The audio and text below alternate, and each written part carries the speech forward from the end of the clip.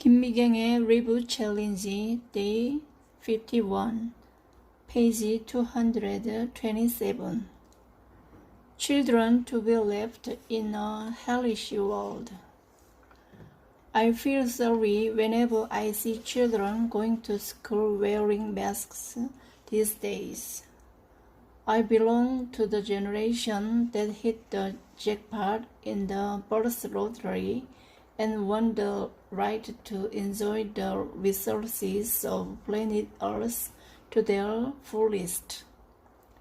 When I was young, I ran around on beautiful lawns lined with cosmos flowers, and in summer I hung out with my friends in mountains and fields where there was an abundance of wild berries and acacia honey for us to pick and eat everywhere. In autumn, I had field days without having to worry about fine dust, and in winter, we scooped up a handful of acid-free snow and ate it deliciously. Now, all these memories are available only in photos of history books. In spring, our children can go out and play or hang out with friends, and when going to school, they have to wear masks. This has become their daily routine, and it's all because of fine dust. It is already heartbreaking enough that our generation passed on to them an environment that has been polluted due to our reckless abuse of the natural resources. Now they have become the Corona generation and must live with the scars left by COVID-19. Our children will not be able to enjoy, even if they are willing to pay for them, all the happy daily routines that our generation enjoyed without having to pay the price. They might even have to live in a horrific world where they will have to pay even for water and air for survival. The current situation is hard to swallow, even for me, who has already lived half my life, and I cannot imagine how unfair and frustrating it will be for our children who will have to live in a natural environment that has been devastated due to our mistakes. I realized that our children are already feeling the same way when I read a news article about some teenagers having filed a constitutional petition against the Korean government.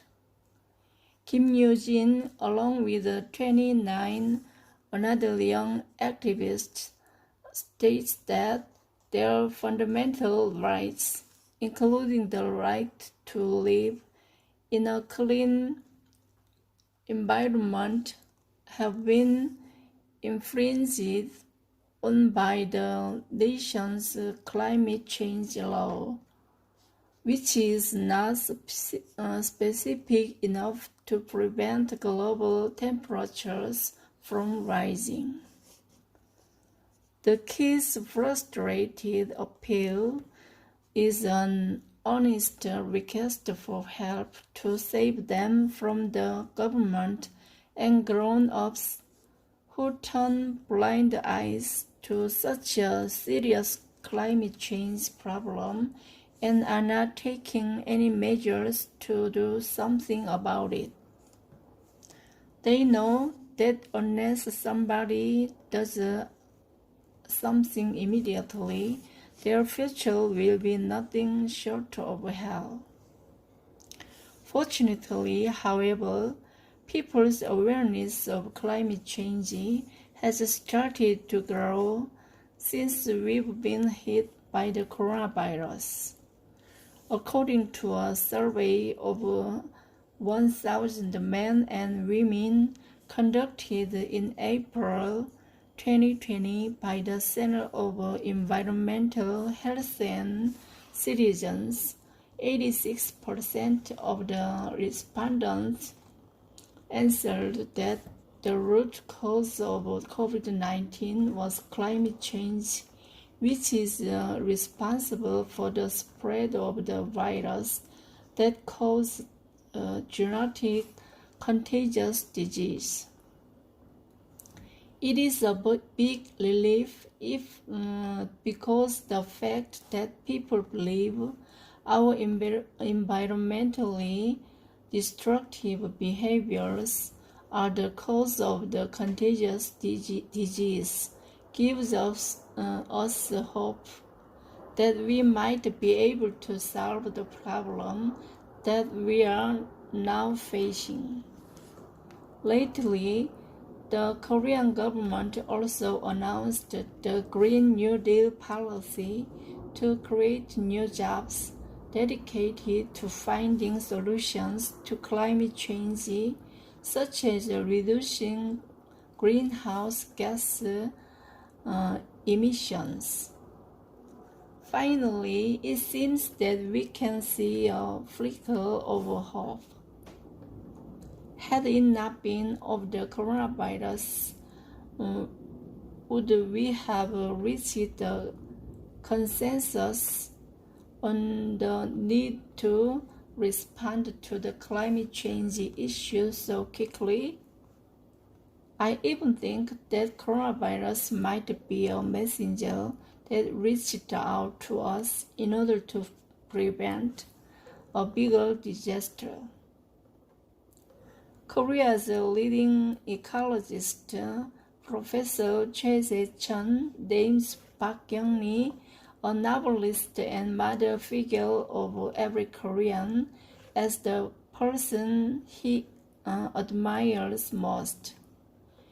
He talks about what she had whenever he has a chance.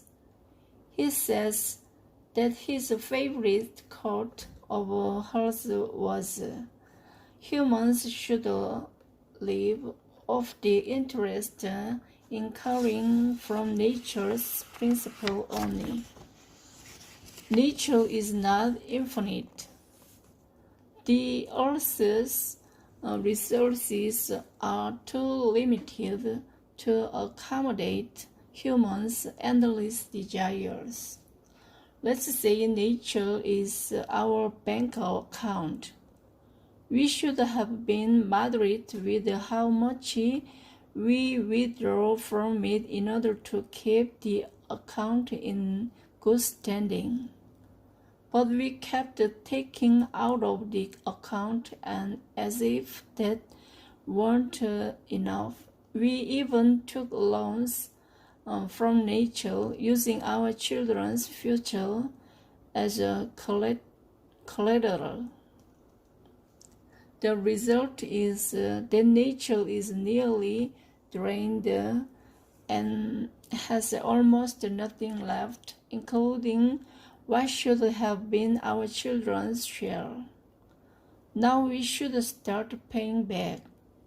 We must pay back what we borrowed, and it would be great if we could afford to start saving as well. This is not a matter of choice, it's the debt that our generation must pay.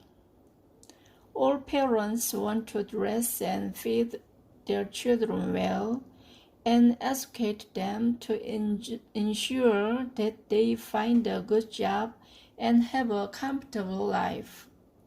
But all this is possible only if we remain alive.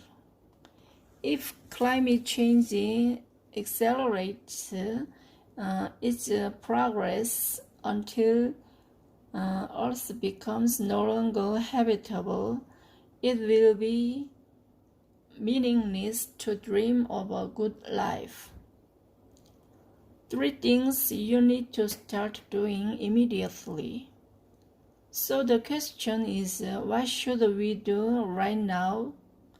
To find the answer, I read reference books and reached out to experts in the areas of the environment, climate change, and